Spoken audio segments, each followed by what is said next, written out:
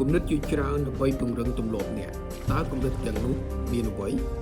បើអ្នកចង់បង្កើតទម្លាប់ល្អសម្រាប់ខ្លួនអ្នកមើលវីដេអូនេះយ៉ាងយកចិត្តទុកដាក់ហើយចែកលេខវីដេអូ5គំនិតធំបង្កើតទម្លាប់ដល់អ្នក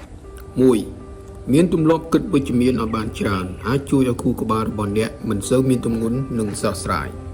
2រៀនស្ដាប់មនុស្សដែលដើមមុននិងមានចំណេះដឹងច្រើនជាងអ្នកកុំព្យាយាមប្រើចិត្តក្រោធខឹងមិនយល់អ្វីសុទ្ធ3ក្រោកពីព្រឹកហាត់ប្រាណហើយរៀបចំពេលវេលាដែលអ្នកចង់ទទួលបានប្រសើរជាងក្រោកយឺតតែមិនខ្វល់ពីអនាគតទៅមុខ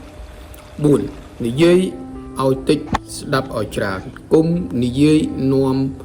ឲ្យរំខានគេឯងគេថាទម្លាប់អាក្រក់5បង្កើតសកម្មភាពសិលធម៌និងមនុស្សធម៌ឲ្យបានច្រើន